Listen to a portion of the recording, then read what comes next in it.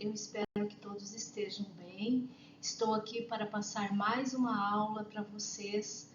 A nossa 14ª aula, já estamos chegando na reta final, né, da nossa escola, e tenho certeza que você está caminhando para o alvo, caminhando com Cristo, porque nós temos que ter em mente que o servo, ele está sempre querendo servir a Deus da melhor maneira possível. Não da melhor maneira que a gente acha, mas que o Espírito Santo esteja sempre falando conosco como nós devemos servi-lo, como nós devemos servir as pessoas. E hoje eu quero falar sobre as recompensas do servo, sobre a nossa recompensa, em que nós temos recompensa em servir. Então eu quero que você esteja com a tua mente aberta, com o teu coração propício a receber. E assim, tenha sempre em mãos caneta e papel para anotar, porque eu vou citar alguns capítulos e versículos que eu não vou estar lendo, senão o vídeo fica muito longo, como da aula anterior. E o nosso objetivo é que também você vá e procure na Bíblia onde está escrito. Então, por isso que é bom que você tenha papel e caneta na mão, para você não precisar voltar ao vídeo e ver quais são os capítulos e quais os versículos que eu vou citar, tá bom? Vamos começar a nossa aula de hoje, então, sobre as recompensas do servo. O servir tem as suas recompensas. Uma das maiores doutrinas do cristianismo é a nossa firme certeza acerca do lar celestial. Iremos reinar com Cristo no milênio e passar a eternidade com Deus, num lugar que Ele preparou para nós. Um aspecto dessa maravilhosa expectativa é a promessa que Ele dará galardões aos seus servos, em recompensa pelos serviços bem feitos. São poucos os crentes em Jesus Cristo que nunca pensaram na eternidade, junto ao seu Senhor, recebendo o seu sorriso de aceitação e ouvindo dele aquela famosa palavra: muito bem, servo fiel. Muito bom, servo fiel. A Bíblia fala com muita clareza a respeito do galardão do servo. Então anote aí, você pode estar procurando na Bíblia, lá no livro de 1 Coríntios 3, 10, 14. Bem, um pouquinho extensa, né? Mas eu tenho certeza que você vai ler sobre o galardão do servo. A Bíblia não apenas apoia a tese de um galardão eterno, mas também aponta alguns aspectos específicos, que encontramos 3 aspectos específicos que eu vou citá-los, tá? O primeiro: a maior parte do galardão é recebido no céu e não na terra. Muita gente acha que é aqui, né, que nós vamos receber o galardão. Não, o nosso galardão é lá no céu. Também existem galardões terrenos. Até mesmo o mundo oferece certas honrarias especiais a determinadas pessoas. Por exemplo, prêmio Nobel, prêmio Pulitzer, prêmios de academias, etc. Mas quando se trata de premiar o servo, Deus guarda uma honra toda especial para aquele dia, em que se tornará a obra de cada um, e esse receberá galardão, diz a Bíblia. A maioria dos galardões dos servos lhe será dada após a morte e não antes. Os galardões terrenos nós recebemos quando ganhamos um prêmio, né? Por exemplo, como se tem ali numa academia, ou as pessoas que são esportistas, né? Que estão sempre ganhando prêmios. Então, esses são os aspectos terrenos, mas o nosso, como servo, é lá do céu. O segundo: todos os galardões serão baseados em qualidade e não em quantidade. Sempre nós impressionamos com tamanho, volume, barulho inúmeros e às vezes nós esquecemos facilmente de que os olhos de Deus estão voltados para a intenção do coração, a autenticidade, para a realidade que há por trás da fachada e nunca para as ostentações exteriores. E no premiar seus servos, ele irá fazê-lo com base na qualidade, o que significa que todos terão oportunidades idênticas de receber um galardão. A senhora que ora será tão recompensada quanto o evangelista que prega para milhões de pessoas.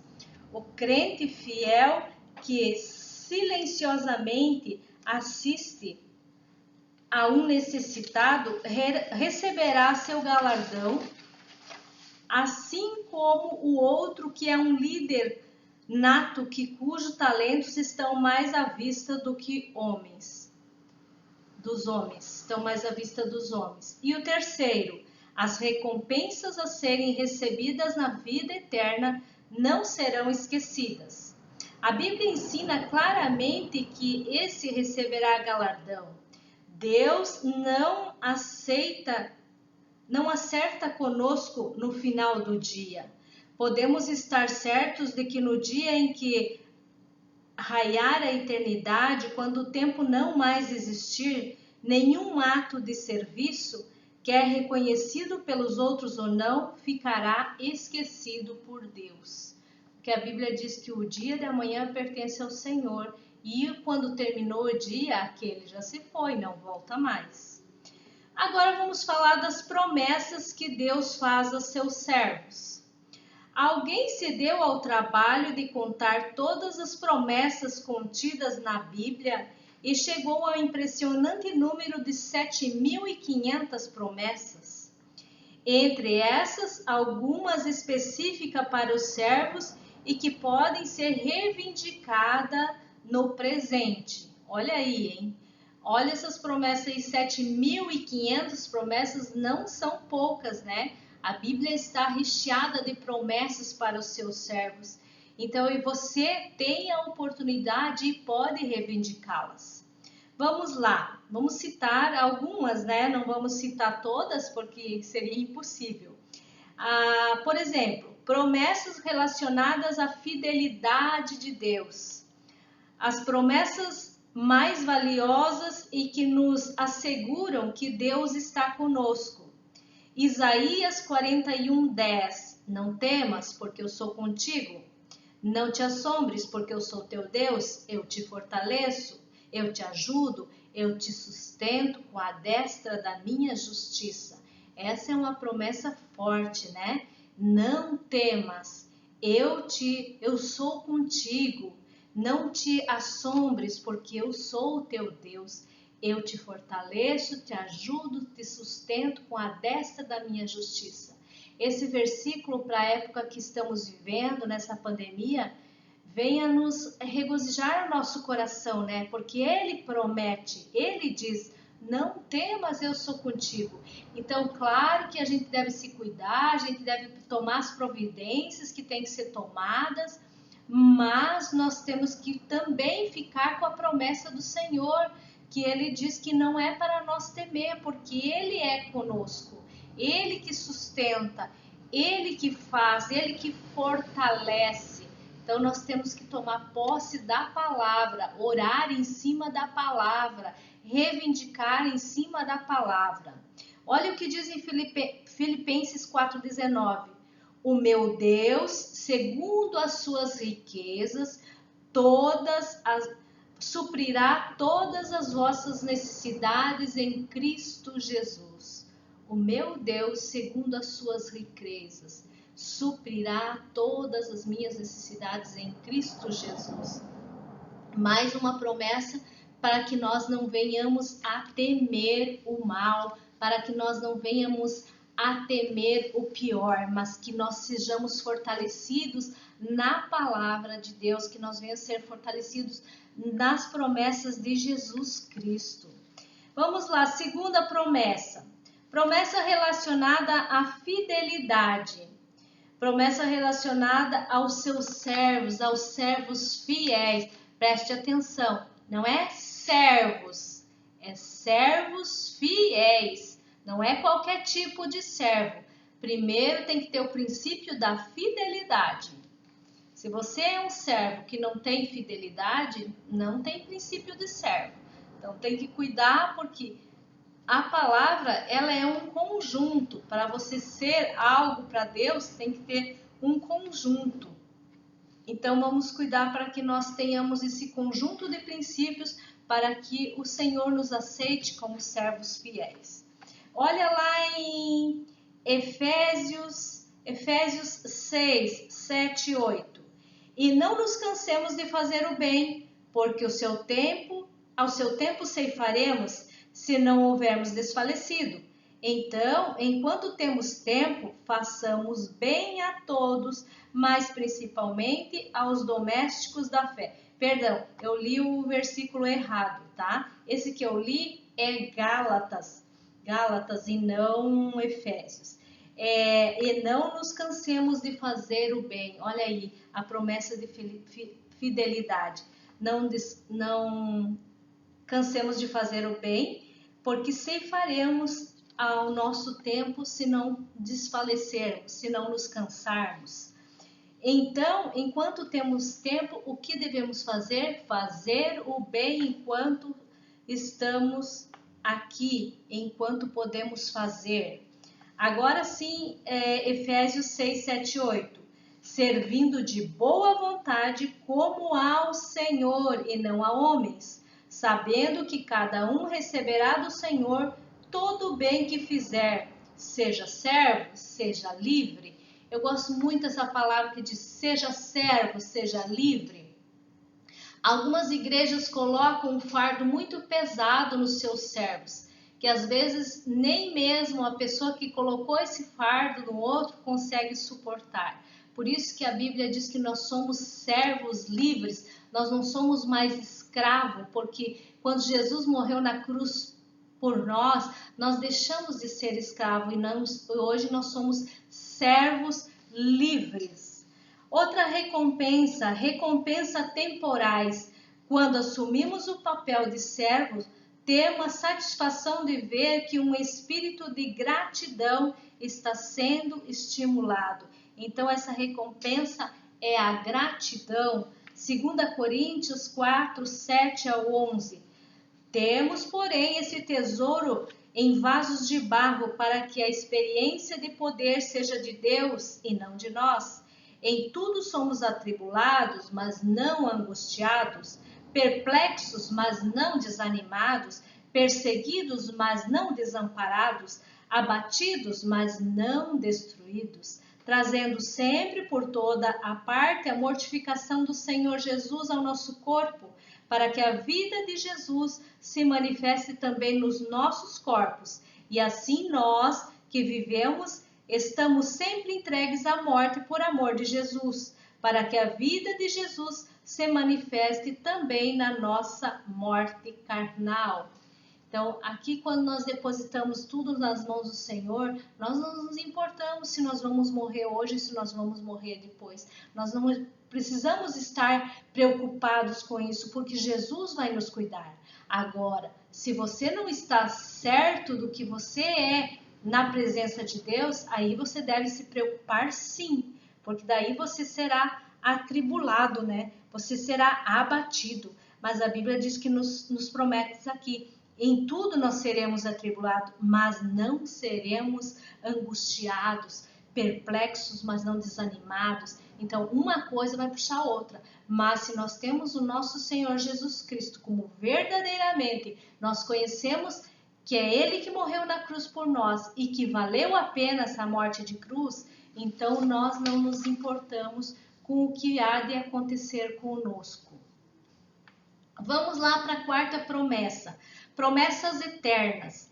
Além das recompensas temporais associadas ao serviço, também temos as eternas.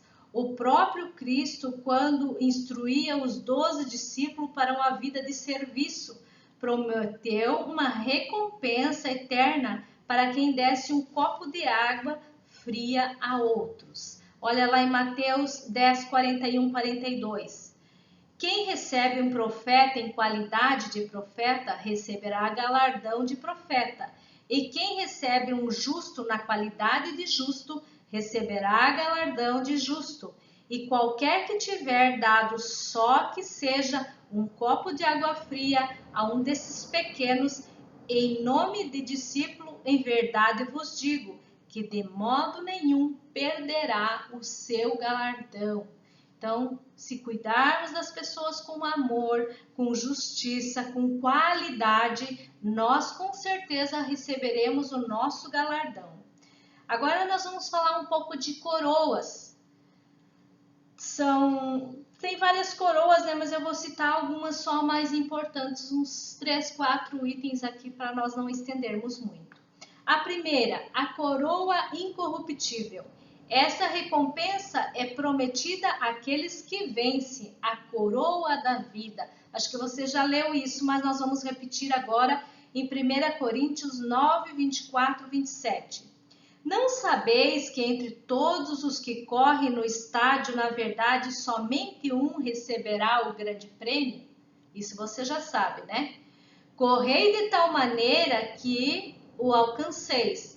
Todos os que competem nos jogos se submetem a um treinamento rigoroso, e isso para obter uma coroa, que logo se desvanece.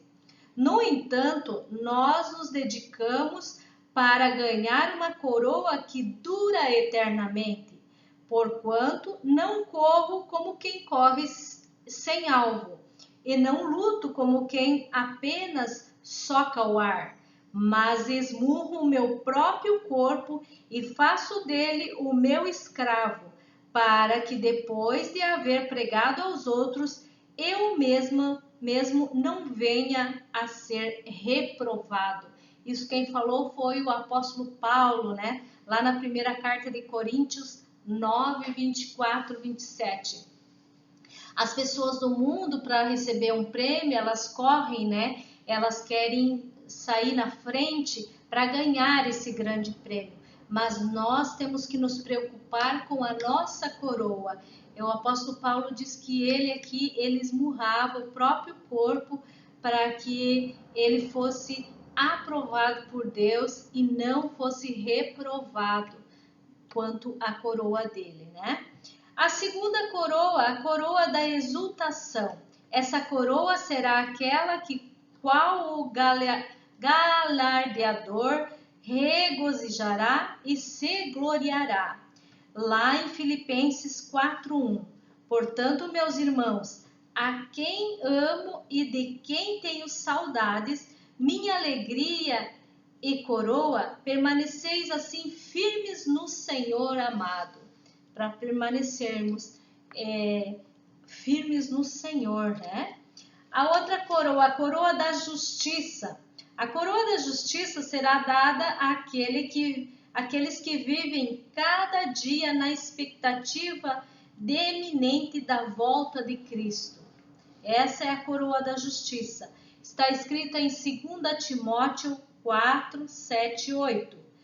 Combati o bom combate, completei a corrida, perseverei na fé. Agora me está reservada a coroa da justiça, que o Senhor justo juiz que concederá naquele dia, e não somente a mim, mas certamente a todos os que amaram a sua vinda. Nós temos que amar a vinda do Senhor, né? A Bíblia diz que a gente não tem que almejar, mas tem que saber que isso é iminente e que um dia vai acontecer. E nós temos que estar preparados para chegar lá e dizer: combati o bom combate, completei a carreira, perseverei na fé. Será que você vai poder dizer isso quando chegar o grande dia do Senhor? Vamos falar da coroa de vitória. Esse maravilhoso galardão está à espera daqueles que sofreram nobremente e alcançaram a vitória durante a vida terrena. Está escrita em Tiago 1:12. Diz assim: feliz a pessoa que persevera na provação, porquanto, após ter sido aprovada, receberá o prêmio da coroa da vida que Deus prometeu aos que ama. Então, se você é uma pessoa que persevera na provação, né? Porque todos nós somos provados. Então, se você é aquela pessoa que persevera na provação, não te preocupa, porque o prêmio da tua coroa está garantida, porque Deus diz que Ele promete aos que ama. Então, eu tenho certeza que Ele te ama e essa coroa está reservada para cada um de nós. A outra coroa é a última, né? Que eu vou passar. A coroa de glória. Esse galardão é prometido àqueles que finalmente pastoreiam o rebanho de Deus, de acordo com as exigências expressas nos versículos 2 e 3 de 1 Pedro 5, 1 ao 4. Então, você presta atenção lá quando você passar pelo 2 e o 3, tá? Quando você estiver meditando. Diz assim: Suplice, portanto, aos presbíteros que há entre vós, eu que sou presbítero como eles, testemunha ocular dos sofrimentos de Cristo e certamente coparticipante da glória que há de ser plenamente revelada. Pastoreei o rebanho de Deus que está sob o vosso cuidado, não por constrangimento, mas voluntariamente, como Deus quer, nem por sorte da ganância, mas de boa vontade, nem como ditadores daqueles que vos foram confiados, antes tornando-vos exemplos de rebanho. Ora, assim que o Supremo Pastor se manifestar, recebereis a imperceptível coroa da glória. Isso aqui é para os pastores, é para os presbíteros, né? Mas a gente não sabe lá na frente o que a gente vai ser. Se um dia o Senhor levantar presbítero ou pastor, então vamos ter o cuidado com isso aqui que diz que nós temos que ser sem constrangimento, ser voluntário, como Deus quer que a gente seja, não por ganância, não mas de boa vontade, né? Nem como ditadores daqueles que vos foram confiados. Então temos que cuidar das pessoas com amor, levá-las a aceitar Jesus com amor, exortá-las com amor, que é isso que um bom pastor faz. Para quê? Para receber a coroa de glória. E agora, para finalizar, eu vou ler uma história para vocês e depois, mais uma vez, temos uma tarefinha, né? Essa escola de servos é bem assim, cheia de tarefinha, porque quando você passou pela escola de princípios, você também tinha algumas tarefas, mas não eram tantas. Mas à medida que você vai crescendo espiritualmente, Deus vai te dando mais bagagem e mais coisas para você fazer. Para quê? Para que você venha crescer mais. Então, depois dessa escola de servos, você vai ter a de líder, vai ter a de mestres, e cada dia mais você vai subir um degrau para estar aprimorando o teu passo com Jesus, para estar chegando a essa coroa incorruptível que Ele nos dá. Então vamos lá. A história diz assim: esta é a história de John Todd, nascido em Vermont no início de 1800, quando estava com 6 anos de idade. Seus pais morreram e os filhos foram distribuídos entre os parentes. John foi dado para uma tia. O rapaz viveu em sua companhia durante 15 anos e só a deixou quando foi estudar para ser pastor. O tempo passou e ele se tornou formoso em seu ministério, até sua tia adoecer gravemente. Compreendendo que a morte se aproximava, ela escreveu para o sobrinho pastor uma carta repleta de medos e incertezas, e perguntou: como é a morte? Será ela o fim de tudo? Movido de compaixão, ele enviou a seguinte resposta à sua tia: já se passaram 35 anos, minha tia, desde o dia em que eu, um garotinho de 6 anos, fiquei sozinho neste mundo. A senhora mandou-me dizer que iria dar-me um lar e ser uma boa mãe para mim. Nunca me esquecerei daquele dia em que fiz a longa viagem de 15 quilômetros até a sua casa. Ainda me lembro do sentimento de decepção que tive quando vi seu criado negro me esperando para me levar, em vez da senhora vir pessoalmente. Me recordo das lágrimas de aflição que sentia, empoleirado lá no alto daquele cavalo, agarrado àquele senhor, cavalgando para a minha nova casa. Antes que chegássemos ao nosso destino, anoiteceu e me senti sozinho com muito medo. Será que ela vai dormir antes que eu chegue? Eu pensava. E perguntei muito aflito. E o Senhor me respondeu: ah, não, respondeu tranquilizando-me. Ela vai ficar acordada te esperando. E quando acabamos de atravessar aquelas árvores, você irá avistar a vela brilhando na janela. Daí a pouco, realmente saímos do meio do bosque e era verdade. Lá estava a sua vela. Lembro-me da senhora aguardando-me na porta, estendendo os braços para mim e envolvendo-me para ajudar e descer do cavalo. Um garotinho assustado, cansado e confuso. A senhora havia acendido um belo fogo na lareira e uma janta quentinha me esperava no quarto e ficou junto a mim enquanto fazia minha oração, permanecendo ao meu lado até que caí no sono. Provavelmente a senhora já compreendeu porque estou relembrando tudo isso. Muito breve, Deus irá mandar buscar a senhora para levá-lo ao seu novo lar.